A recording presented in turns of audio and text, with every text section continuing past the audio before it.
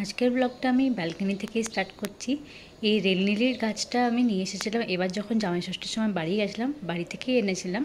বাড়িতে দেখলাম খুব সুন্দর লাগছিল, তো মা আর বাবা বললো কি গাছটা তুইও নিয়ে যা, আর এটাতে খুব কম সময় নয় বাড়তে। যে গাছটা শুরুতে প্রথম ক্লিপটা দেখলে ওটা ছিল 3-4 দিন আগে, 3-4 দিনে গাছটা অত বড় হয়ে গেছে, ফুলও হয়ে গেছে দেখলেই। আর এখানে সব গাছ থেকে ফুল তুলে নিচ্ছি ঠাকুরকে পুজো দেবো বলে। নিজের গাছ থেকে ফুল তুলে ঠাকুরকে পুজো দিতে আলাদা একটা শান্তি লাগে। বাজার থেকে তো কিনে দেওয়া যেতেই পারে, টুকটাক ওকেশনে যে কোনো পুজোতে আমি বাজার থেকে ফুল কিনেই আনি, কিন্তু বাকি দিনগুলোতে আমি বাড়ির ফুলেই পুজো করি।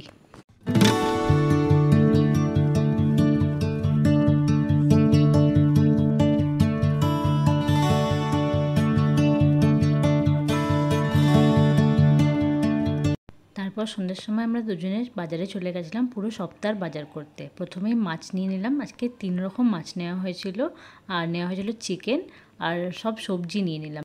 আগে যেটা হতো, আগে অভিজিৎ সপ্তাহের মাঝে গিয়েও যদি কোনো বাজার শেষ হয়ে যেত তাহলে নিয়ে আসতে পারতো, কিন্তু এখন যেহেতু ওর শিফট টাইমটা একটু চেঞ্জ হয়েছে, তাই জন্য এখন আর সপ্তাহের মাঝে আর বাজার যেতে পারে না। তাই শনিবার গিয়ে বা রবিবারের মধ্যে সব বাজার করে নিয়ে চলে আসতে হয়, যাতে পুরো সপ্তাহের কোনো অসুবিধা না হয়, যাতে ওকেও না যেতে হয় আর আমাকেও আর বাজার যেতে না যেতে হয়। খুব দরকার পড়লে যদিও বা আমি মাঝে সাঝে যাই। আজ বাজার থেকে আনা হয়েছিল পুঁটি মাছ, যেটা আমার অনেক দিন থেকে খাওয়ার ইচ্ছে হচ্ছিল। আজকে বাজারে ভালো দেখলাম তাই নিয়ে আসা হলো। আর নিয়ে আসা হয়েছিল চিংড়ি মাছ, আর বাড়িতে এসেছিল হচ্ছে এই সিজনের প্রথম ইলিশ। এটা থেকেই শুরু হলো ইলিশ খাওয়া, এখন তো চলবেই পুরো বর্ষার সময়টাতে ইলিশ আরও ভালো পাওয়া যাবে। আর এটা চিকেন, যেটা নেক্সট দিন সানডে হবে। সানডে সকালে সব থেকে প্রথম কাজ হচ্ছে ফ্রিজ থেকে চিকেনটাকে বের করে ভালো করে ধুয়ে ওটাকে ভালো করে ম্যারিনেট করে রাখা। এই জন্য ম্যারিনেট করে রাখতে হয় যাতে কম তেলে রান্না হয়ে যায়। দইটা থাকে বলে খুব একটা বেশি তেল লাগে না, সেটা খুব সুবিধা হয়। দইয়ের জন্য চিকেনটা বেশ ভালো টেস্ট হয়। হ্যালো এভরিওয়ান, ওয়েলকাম টু ষোলো আনা, welcome to a new blog. আজকে রথ, তাই জন্য আগেই সবাইকে জানাই শুভ রথযাত্রা। আজকে এখানে সেরকম কোনো পুজো হবে না আমাদের কমপ্লেক্সে, কিন্তু আজকে সব বাচ্চারা রথ নিয়ে বেরোবে, তো বিকেলে আমরাও নামবো। আগেরবারও রথ টেনেছিলাম, এবারও সেই রথ টানবো।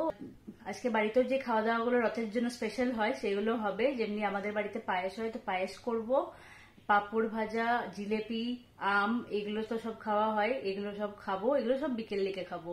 জিলিপি অনেকদিন পরেই খাবো, অনেকদিন ধরে খাওয়া হয়নি, এখন যেহেতু মিষ্টিটা খাচ্ছি না।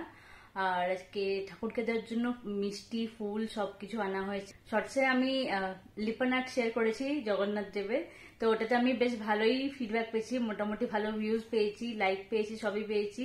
তো সেটা ভালোও লাগলো অনেকটা, ওতে আমার অনেকটা আমি মেহনত করেছিলাম, তো সেটা ভালোই লাগলো। কেন কি যখন আমরা কোনো কিছুতে নিজের হার্ডওয়ার্ক দিই তো সেটা রিটার্ন পেলে সবারই ভালো লাগে।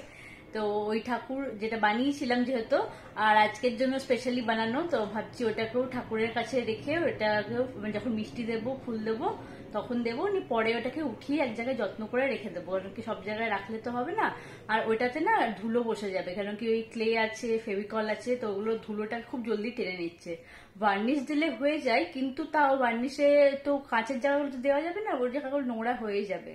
যদি ফ্রেম করানো যেত তাহলে আলাদা ব্যাপার, কিন্তু সেরকম এখন কোনো প্ল্যান নেই, পরে দেখবো। তো এখন ওটাকে ফের আবার যত্ন করে উঠিয়ে রেখে দেবো। আজকে তো সানডে, তো নর্মালি যা রান্না হয় সেগুলো তো হচ্ছে ডাল ভাত চিকেন, তো আজকে শাক ভাজা বা অন্য ভাজা হচ্ছে না। আজকে আমরা করছি চিংড়ি মাছ দিয়ে পুঁই শাকের চচ্চড়ি। আমার খুব চচ্চড়ি খেতে ইচ্ছা করছিল, তাই অভিজিৎকে বললাম কি দেখো আমরা কুমড়োটা একদমই দুজনে খাই না, তো কুমড়ো এসব দেবো না, তো আমরা বেগুন, আলু, দেখি যদি পটলটা ইচ্ছা করে তাহলে পটল দিয়ে চিংড়ি মাছ দিয়ে একটা চচ্চড়ি করব। তো এটা প্রথমবার বানাচ্ছি, আমি কখনো চচ্চড়ি বানাইনি, অভিজিতেরও কোনো এক্সপিরিয়েন্স নেই। কালকে প্রথমবার পুঁই শাক কিনে নিয়ে এলাম, মোটামুটি পুঁই শাকটা ভালোই দিয়েছে, আর অনেকটা বেশি দিয়ে দিয়েছে। আমরা নিতে চাইছিলাম না, 500 মতো চাইছিলাম, কিন্তু 1 কেজি নিয়ে নেওয়া হয়েছে। তো পুরোটা তো করা হচ্ছে, তো এখন 500 গ্রাম মতো করছি, বাকিটা অন্যদিন অন্য কিছু করে খাবো। পুঁই শাকের চচ্চড়ি হবে বলে এখানে সব সবজিগুলো কেটে রাখা হয়েছে যেগুলো আমরা খাবো, আর শাকটাকেও ভালো করে কেটে ধুয়ে রাখা হয়েছে, আর একদিকে চিংড়ি মাছটাকেও নুন হলুদ দিয়ে রেখে দেওয়া হয়েছে। এই সব খাবারে আশা করি সব বাড়িতে আলাদা আলাদা রেসিপি আছে। এই যে রেসিপিটা বানাচ্ছি এটা আমার মা ঠাকুমার রেসিপি, মানে আমার ঠাকুমা থেকেই মা এই রেসিপিটা শিখেছিল, আর মা এটাই বানাতো, তো আমি মায়ের কাছ থেকে জিজ্ঞেস করে এটা বানালাম। আমি এটার জন্য আর ইউটিউব দেখে বানাইনি, কেন কি কে জানি কেমন হবে, তাই মাকেই জিজ্ঞেস করলাম, যেই টেস্টটা আমি খেয়ে অভ্যস্ত ছিলাম তো সেই টেস্টটাই যাতে হয়, তো সেই জন্য আমি এইভাবে বানালাম।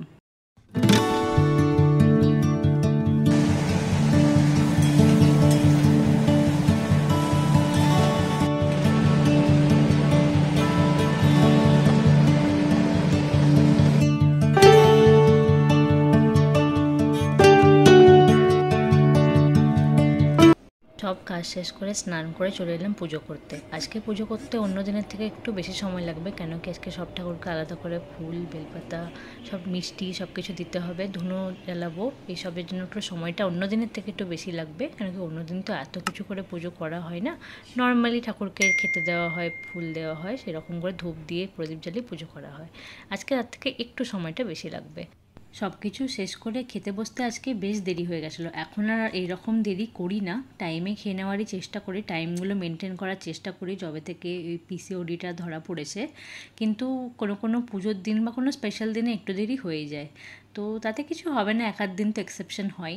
আর তারপরে বিকেলবেলায় একটু ফ্রেশ হয়ে চলে গেলাম নিচে, কেন কি খাওয়া দাওয়া করেছিলাম তো সেই জামা কাপড় পরে তো আর রথ টানা হতো না। তো এখানে সবাই মিলে রথ নিয়ে বা বেরোয়েছিল, এখানে প্রসাদ নিলাম, তারপরে সন্ধ্যের সময় পাঁপড় জিলিপি খেয়ে ওপরে এলাম। আর আসার পর আমি বাড়িতেও পায়েস বানিয়ে নিলাম, কেন কি আজকে রথ বলে সব কিছু ঘরেও করতে হবে নিয়মগুলো। তো তার সাথে আজকের ভিডিওটা এখানেই শেষ করছি। যদি ভিডিওটা ভালো লেগে থাকে তাহলে ছেড়ে যাওয়ার আগে do like share and subscribe to 16 আনা। দেখা হচ্ছে নতুন একটা ভিডিওর সাথে, ততদিন সবাই খুব ভালো থাকবে। Till then by.